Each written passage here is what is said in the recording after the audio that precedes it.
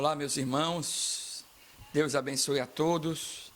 Estamos aqui para mais um estudo da compreensão da palavra de Deus. Estamos aqui nessa caminhada, né? E nesses últimos estudos, temos estudado sobre quem Deus é, que isso é necessário para a nossa caminhada de fé, compreender quem é o Deus que eu sirvo, saber de sua vontade, para que a gente não venha cometer os mesmos erros que Israel cometera no deserto. Eles fizeram tudo o que Deus odiava, né? Apesar que eles tinham um templo, eles tinham o tabernáculo, depois o templo, eles tinham sacerdotes, levitas, eles tinham todos a estrutura religiosa para servir em adoração ao Senhor. Mas por não conhecê-lo, por não examinar as Escrituras, eles pecaram contra Deus, eles foram idólatras. E o Novo Testamento, principalmente o apóstolo Paulo, nos alerta para essa observação, olhar a essa história do povo de Israel, nessa relação com Deus. E Paulo nos leva a pensar para que a gente observe e reflita sobre isso. E é isso que nós estamos fazendo nesse estudo, a gente compreender quem é esse Deus que eu sirvo, para que melhor venha amá-lo, adorá-lo, né? E que eu venha obedecê-lo. E a vontade dele, como sempre todos os estudos, o início de estudo eu falo que a vontade dele é que os seus servos venham conhecê-lo. É a vontade dele, né? Para você ter uma ideia, Jeremias 9, 24, ele diz: se alguém quiser se orgulhar, que se orgulhe de me conhecer e de me entender, porque eu, o Senhor, sou um Deus de amor e faço o que é justo e direito no mundo. Então, ele me convida, ele te convida a conhecer. Se tem algo que o cristão não deve abrir mão, é do conhecimento de Deus, é de estudar quem ele é, com espírito de humildade, de submissão à sua palavra. E nesses últimos estudos, nós aqui, a gente parou para pensar e refletir como é que as Escrituras, elas revelam quem Deus é. Então aqui a gente falou que Deus é um ser único, não existe outros deuses, ele é um ser pessoal, ele se relaciona. Falamos aqui também que Deus é infinito, ou seja, Deus ele não se acaba. Deus não tem uma data de validade para se acabar. Ele é infinito. E quando falamos que ele é infinito em seu ser e perfeições. Então Deus ele é perfeito de forma infinita. Ou seja, não se acaba a perfeição de Deus. Falamos aqui que Deus é um ser espiritual. Ele não tem corpo.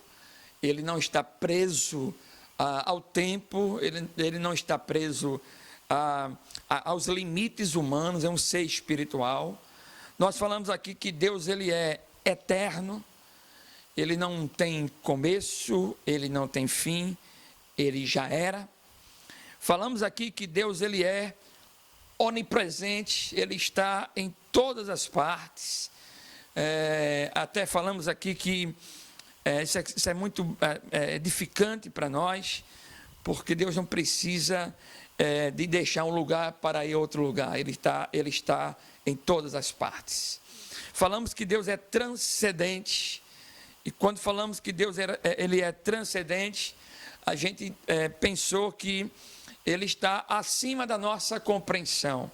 Por mais que a gente veja as Escrituras, por mais que a gente tenha toda a revelação, ainda é limitada. Ele é muito mais do que isso. Ele é transcendente. Falamos também aqui que Deus ele é onipotente. Ele é todo poderoso. Deus não tem um poder, ele tem todo o poder. Isso é preciso que a gente pense nisso. Deus ele é onipotente, ele é todo poderoso.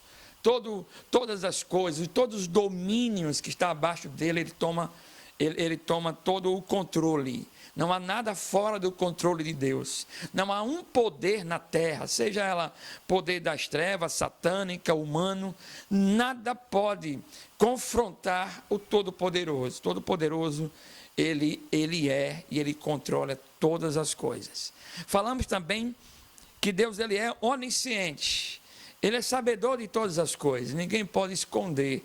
Antes que as palavras saiam das nossas bocas, Deus já sabe todas as palavras. Ele é onisciente, ele lê a minha intenção. Antes que eu pratique uma ação diante dos homens, Deus já sabe. Ele é onisciente. Também falamos que Deus ele é imutável. Ele não muda. Ele não precisa de coisas para se atualizar. Desde o começo até o fim, ele não muda. E se ele não muda, então ninguém pode construir um Deus conforme o tempo. Deus é ao mesmo tempo, desde a antiguidade, tanto também ele já é na modernidade e pós-modernidade, e assim por diante, qual que seja a definição que se dê para o futuro. Deus já está lá e ele é imutável. E falamos também que Deus ele é autoexistente. Ele não precisa de nada para existir. Ele não precisa das criaturas para sobreviver. Ele não precisa do culto para se manter como vivo, um Deus vivo para receber aquele culto. Ele é autoexistente. Se a gente não existisse, ele já existiria.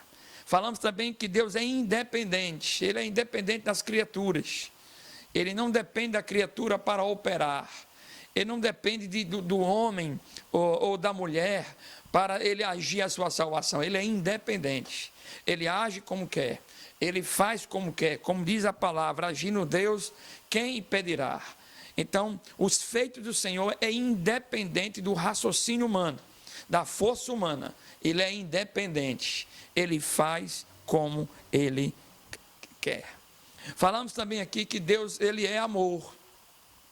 E quando falamos que Deus ele é amor, a gente aqui atribuiu que não é que Deus tem uma parte de amor, ele é o amor. E a definição da natureza de Deus em relação ao amor é todo o seu ser, se compreende todo o seu ser. Deus, ele é amor. Quando falamos de amor, falamos de graça, falamos de misericórdia, que Deus ele age com misericórdia para com todos, ele age sua graça especial para com os salvos, né? Falamos também que Deus ele é bondoso em seu ser, Deus tem a bondade, além do amor e todos esses atributos que falamos aqui, essas características, Deus também ele é bondoso. Se não fosse bondoso, meus queridos, com certeza o mundo não mais existiria. Esse mundo que virou as costas para ele, já não mais existiria. E aí quando você vê a criação, né, trazendo frutos para os seres humanos, isso é a prova da sua bondade. Deus é um ser de misericórdia, ele olha para a miséria humana, e ele tem misericórdia sim, né? Deus cheio de misericórdia, misericordioso, ele tem a paciência de esperar que o pecador se arrependa, e esse é um dos atributos que nós estudamos, que ele é longânimo para manifestar a sua misericórdia, ele não é rápido como homem para punir, ele é longânimo para manifestar a sua misericórdia. Falamos que Deus é um Deus de graça. Quando falamos de graça, Deus não viu nada que a gente mereça para que Ele possa nos abençoar. Mas Ele é um Deus de graça, Ele quer manifestar a sua graça, mesmo que a pessoa não mereça. Falamos aqui que Deus ele é verdadeiro e fiel, não há mentira em Deus, não há essa possibilidade nele da sua natureza, falar uma meia-verdade. Não, ele é a verdade e ele é fiel. Ele é fiel para com a sua palavra. Antes de ser fiel para conosco, irmãos, e aqui nós falamos sobre isso, Deus é fiel para com a sua palavra. O que ele disse será. E não tem como ser ao contrário, porque ele é um Deus em seu ser verdadeiro e fiel. Falamos também que Deus ele é santo e ele é justo. Então falamos que ele é santo, ele é separado. A palavra santo vem de separado, é separado das suas criaturas. Ele é um ser divino, nós somos seres mortais e espirituais. Santo também significa que há uma pureza em Deus, ele é a pureza, nós somos pecadores, então ele é santo. E também falamos, isso foi na última aula, nós falamos aqui que Deus ele é justo, ou seja, a justiça compreende o ser de Deus. E assim aqui nós estudamos sobre essa justiça. Diante de tudo que aprendemos nessas mensagens sobre o caráter de Deus, sobre as características de Deus, diante de tudo isso que aprendemos, nós queremos declarar, e eu quero trazer aqui a confissão de fé de Westminster, que declara a seguinte confissão: da parte dos anjos e dos homens e de qualquer outra criatura, lhes são devidos todo culto, todo serviço, toda obediência que ele ouve por bem requerer deles. Então veja, meus irmãos, de tudo que nós aprendemos sobre esse ser maravilhoso, imutável, bondoso, cheio de graça, misericórdia, diante desse ser que criou as suas criaturas, eu confirmo esse pensamento dessa confissão, que seja da parte dos anjos e seja da parte dos homens, de qualquer outra criatura, seja o culto voltado para esse Criador, que seja dado o serviço e toda a obediência que esse Deus maravilhoso e perfeito, ele exija de nós. Essa é a aplicação prática, mais básica e fundamental da revelação bíblica sobre o ser de Deus. Este é o dever mais fundamental do homem: adorar, servir e obedecer ao seu Criador. É o que aprendemos logo no primeiro dos 10 mandamentos, que diz assim, lá em Êxodo, capítulo 20, verso 3, não terás outros deuses diante de mim. No verso 4 diz, o Senhor fala, não farás para ti imagem de escultura, nem alguma semelhança do que há em cima nos céus, nem embaixo na terra, nem as águas debaixo da terra. Veja nesses 2 primeiros versículos que Deus ele exige para ele o culto, pelo seu caráter, pelas características que ele é, os seus atributos.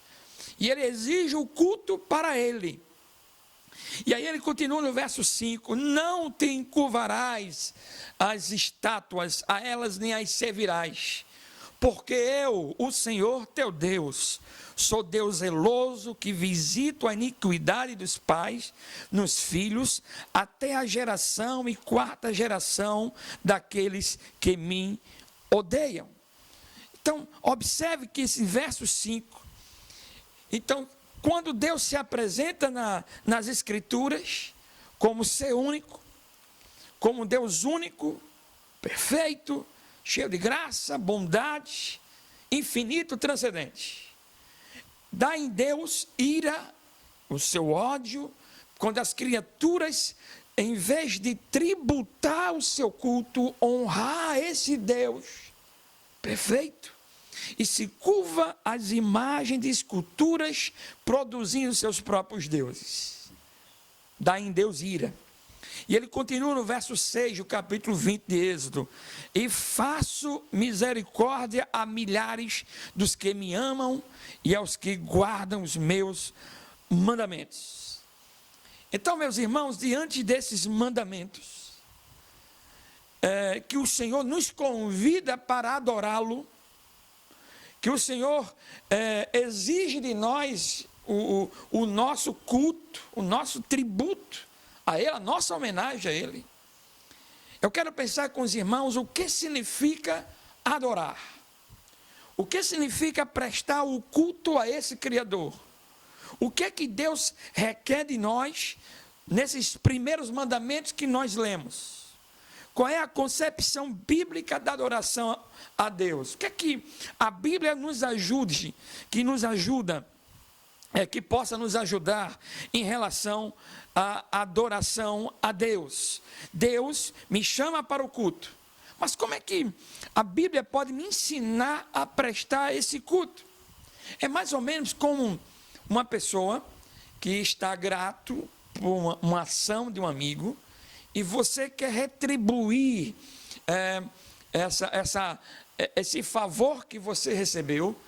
E aí você pede para a esposa do seu amigo, você pede a esposa que pudesse informar o que seu amigo gosta, para que você venha a comprar e assim dar aquele presente para o seu amigo que você deve um favor. É isso que vamos fazer agora.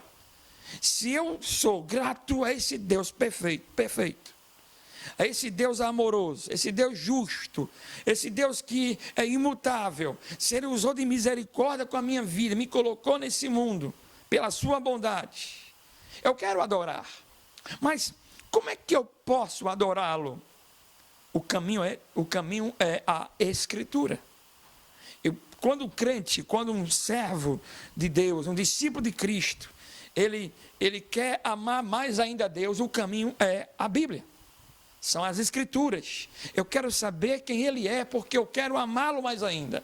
Eu quero obedecer-lhe mais ainda. Então, como é que é a definição bíblica sobre adoração?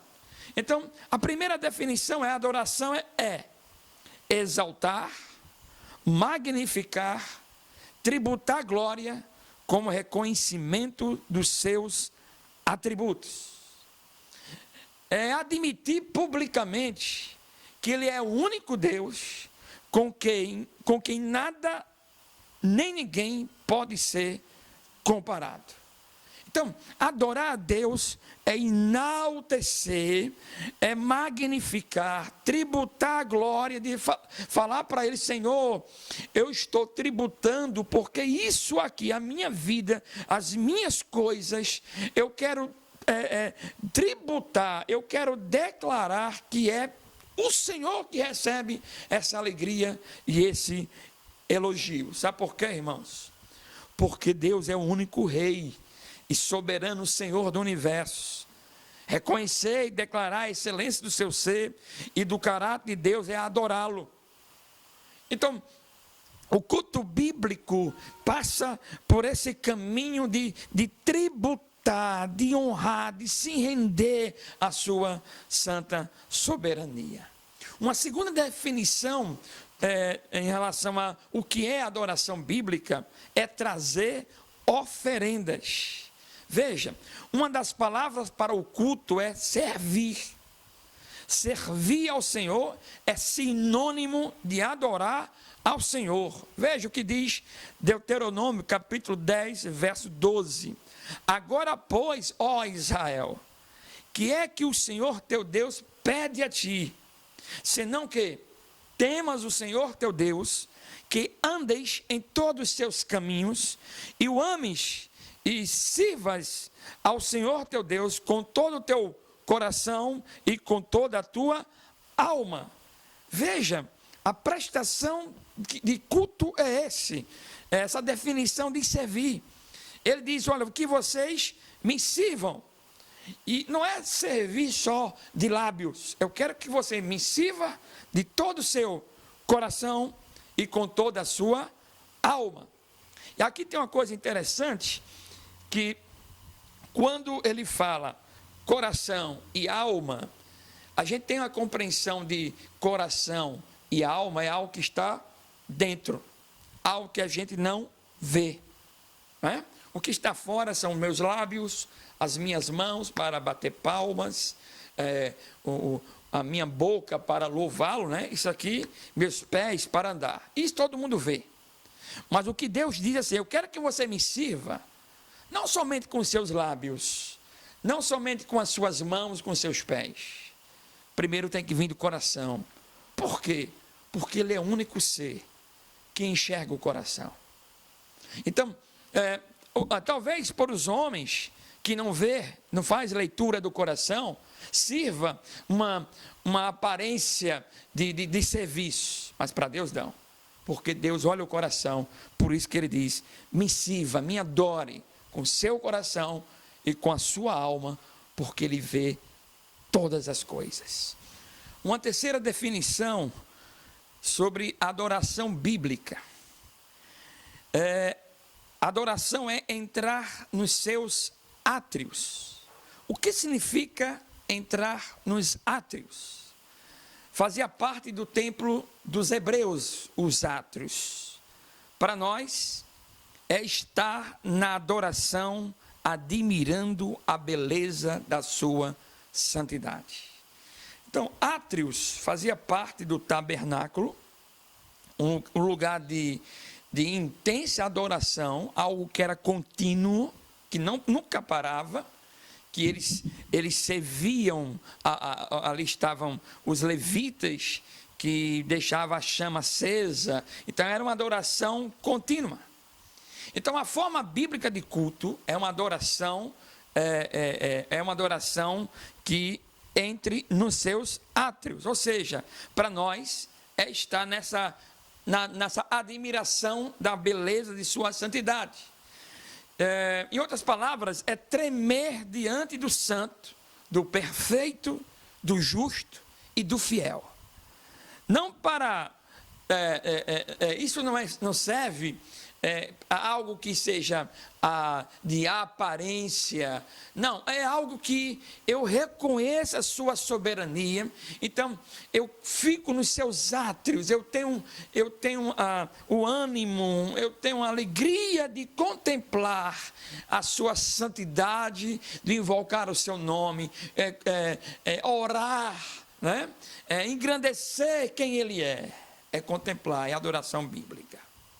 Veja, irmãos, não dá para aceitar nos nossos dias o culto da personalidade, nesses dias que nós estamos vivendo, não dá. Porque, veja, se a adoração bíblica é eu contemplar o Senhor, eu estar diante dEle, eu amá-lo ali em sua santidade, hoje em dia, esse tipo de culto da personalidade não cabe. Eu digo até que é uma postura diabólica. Esse culto que a igreja protestante brasileira está levando a cultuar, a se juntar, né? Por causa da personalidade. Não cabe em Deus aí. O culto é apenas para Deus. A prestação, a definição de culto é estar, como os hebreus pensavam assim, apesar das suas limitações, é contemplar os átrios, não é contemplar o homem, a beleza do discurso de um homem, não é contemplar o templo em si, mas sim está voltado para a beleza e a glória de Deus. Ninguém pode aparecer, somente Ele que deve aparecer. E uma quarta definição sobre adoração bíblica é prostrar-se diante do Todo-Poderoso. O ato de prostrar-se no Oriente, irmãos, significava reconhecimento de dignidade. Por isso que você vê na cultura oriental um servo prostrar-se diante do seu senhor, e os súditos prostravam-se diante do seu rei. Então, a adoração bíblica é prostrar-se diante de Deus. reconhecendo a presença de um ser poderoso. Prostrar-se é informar quão pequeno eu sou e quão maravilhoso Ele é. Por essa razão, irmãos, a Bíblia condena que nos prostremos diante de um ídolo, de uma estátua. Veja o que diz o Salmo 81, verso 9, diz: não haverá entre ti Deus alheio, nem te prostrarás antes um Deus estranho. Porque o prostrar, o reconhecer a dignidade, só pertence a Deus, irmãos. Veja, as Escrituras não apenas condenam a idolatria, elas são claríssimas com a relação à proibição de confecção de imagem com propósito religioso. Deus condena de forma veemente. Deuteronômio, capítulo 5, verso 8. Veja como Deus fala: não farás para ti imagem de escultura, nem semelhança alguma do que há em cima no céu, nem embaixo na terra, nem nas águas debaixo da terra. Veja que ele diz: não faça nenhuma imagem. E aí ele coloca os pontos geográficos: nem no céu, que você vê as aves, nem na terra, nem debaixo da terra. Qualquer ser, vocês não construam imagem para adorar. Está na Bíblia. Não faça nenhum ídolo, capítulo 26, verso 1. Não façam nenhum ídolo ou imagem, nem coluna sagrada ou pedra com figuras gravadas para adorar. Não adorem nenhum deles. Eu, o Senhor, sou o Deus de vocês. Então, o que Deus aqui está dizendo? Que prostrar-se somente pertence a Ele, que é o Criador de todas as coisas. Não faça nada que está nos céus, alguma imagem que você venha se prostrar. Não se prostre a imagens que se faz de coisas aqui na terra, seja homens, seja animais, debaixo da terra. Deus abomina essas coisas. Veja que tais práticas suscitam a ira de Deus. Veja o Salmo 78, o que diz, verso 56. Mas os israelitas se revoltaram contra o Deus Altíssimo e o puseram à prova. Mas o que os israelitas fizeram essa revolta contra Deus? Porque Deus foi colocado à prova. Aqui vai continuar. Não obedeceram aos seus mandamentos. Mas como foi isso? Foram desleais e rebeldes com seus pais, traiçoeiros como flechas atiradas como arco defeituoso. Verso 58. Eles o irritaram com os seus altares pagãos e com os seus ídolos, fizeram com que ele ficasse enciumado. Então veja a ira de Deus. Deus preparou Israel, livrou de Israel do Egito, fez grandes maravilhas. Daqui a pouco Israel se mistura com os povos pagãos, e aí daqui a pouco Israel dobra os seus joelhos, se prostram diante dos deuses do mundo pagão. Aí Deus continua no verso 60. Ele abandonou a sua tenda sagrada. Deus, aqui está falando Deus, porque Israel tinha o tabernáculo que ele mandou Moisés construir, mas devido à idolatria de Israel, ele mesmo diz, Deus abandonou. A Bíblia diz que Deus abandonou. Eu não estou mais aqui no tabernáculo. Veja como isso tanto fere a santidade de Deus. Veja, abandonou a tenda sagrada, que estava em Siló, a casa onde ele havia morado entre os seres humanos. Veja que coisa dura. Quando Deus deu a Moisés a construção do tabernáculo, e a ideia era ele, com a sua glória, habitar no meio de Israel, no meio dos seres humanos. Os seres humanos, mesmo com a presença de Deus ali, eles adoraram a outros deuses. E aí Deus aqui está indignado. Abandonei a casa sagrada, eu abandonei o tabernáculo. Ainda continua no verso 61. Deus deixou que os inimigos tomassem a arca da aliança, que representava o seu poder e a sua glória. A tristeza era tão grande em Deus, que Israel, ele zelava pela arca da aliança. Na verdade, eles chegaram um momento que eles amavam tanto mais a arca do que o próprio Deus. De tal forma que Deus permitiu que os inimigos ao redor de Israel levassem a arca. O profeta Jeremias, capítulo 8, verso 19, diz assim: escutem, estou ouvindo o meu povo gritar no país inteiro. Isso aqui é Deus falando, através do profeta. Eles gritam, Deus dizendo que Israel, aquele povo gritavam: será que o Senhor Deus não está mais em Sião? O rei de Sião não está mais lá? E o Senhor, o rei deles, responde: por que vocês me irritam com os seus ídolos e com seus deuses estrangeiros que não valem nada? Veja, a ira de Deus nesse texto. Deus escuta o povo a reclamar: cadê Deus? Será que Deus não está lá em Sião? E Deus responde: será que vocês não estão vendo que vocês estão adorando a outros deuses? Como é que eu vou abençoar Sião se vocês ergueram os seus próprios deuses? Meus irmãos, adorar imagens é uma demonstração de estupidez e ignorância espiritual. Em Isaías 42, verso 17, veja o que diz o profeta: mas serão derrotados e humilhados todos que confiam em ídolos, todos que dizem às imagens: vocês são os nossos deuses. Veja a denúncia de Deus. Vocês que se prostram diante dos ídolos, dobram e colocam a sua confiança ali, vocês serão derrotados. Veja, por que, irmãos, a confecção de imagem com propósito religioso é proibido na ótica bíblica e aos olhos de Deus? Porque Deus é invisível. E o culto a Ele é de natureza espiritual. Por isso que Deus abomina. A gente tem essas imagens para lembrar.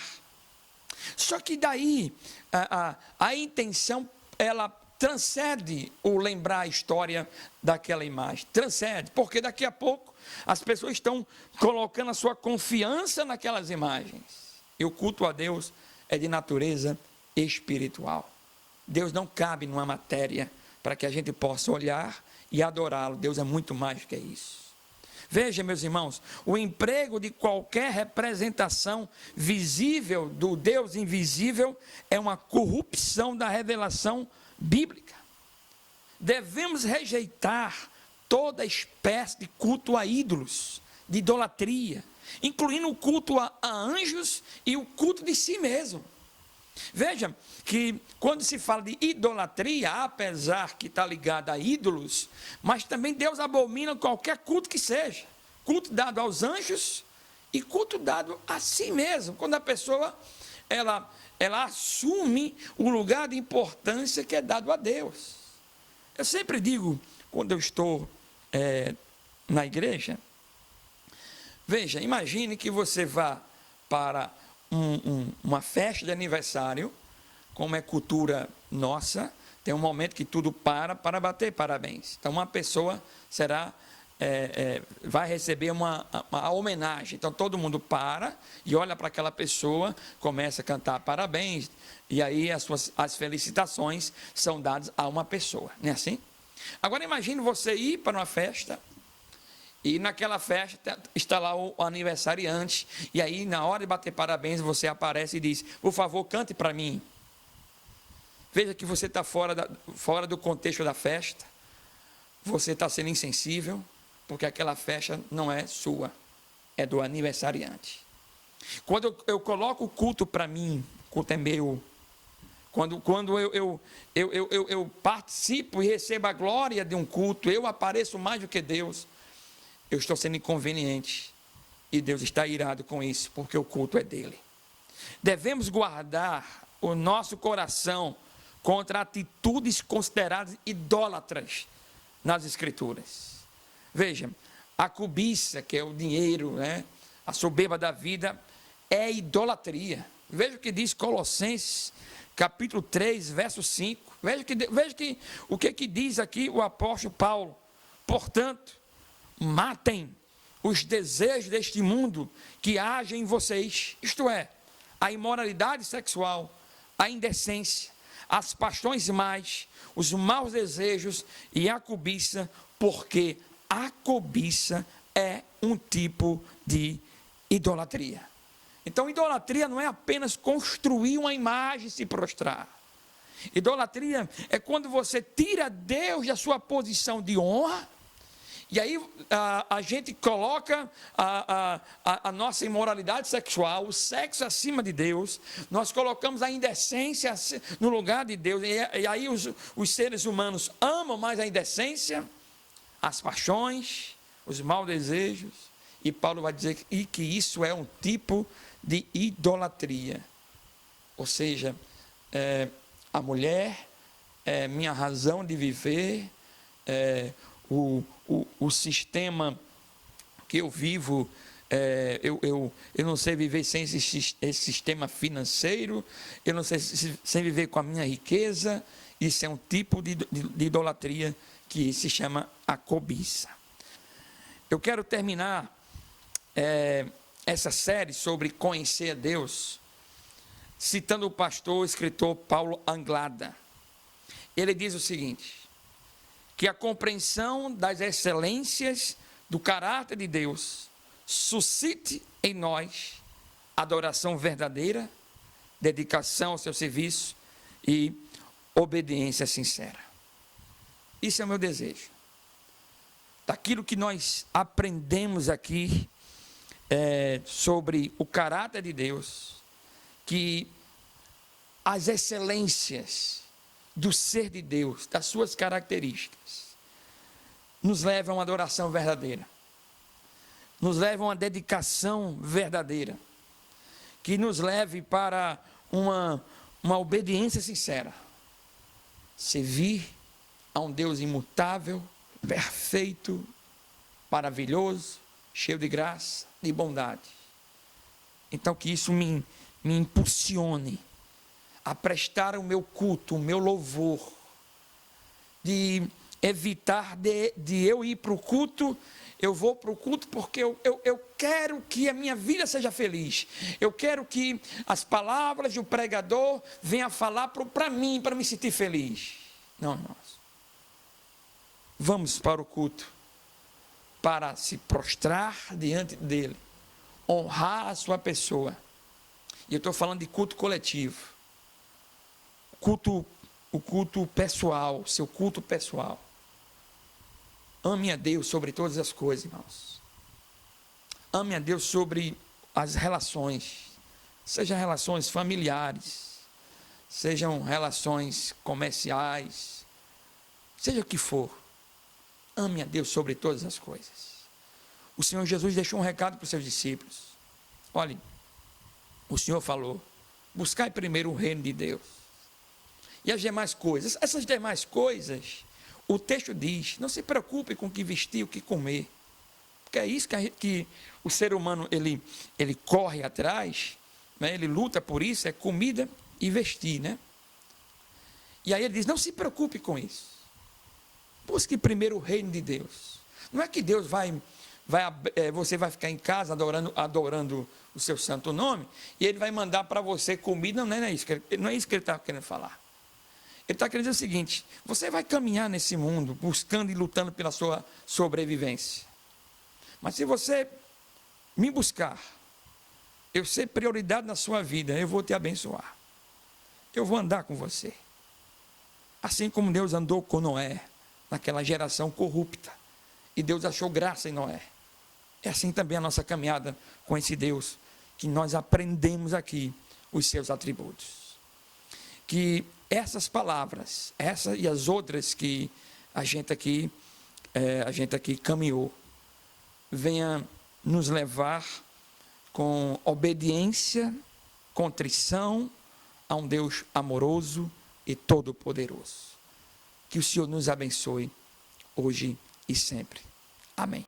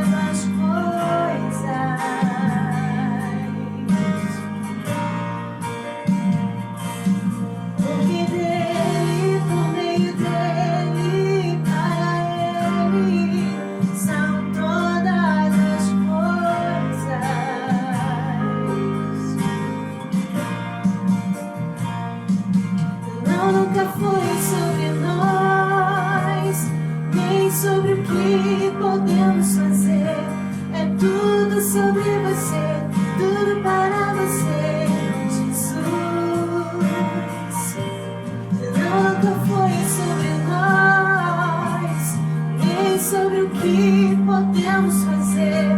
É tudo sobre você, tudo para você, Jesus. E quem sou eu? E o que eu tenho pra te oferecer? É tudo sobre você, tudo para você, Jesus.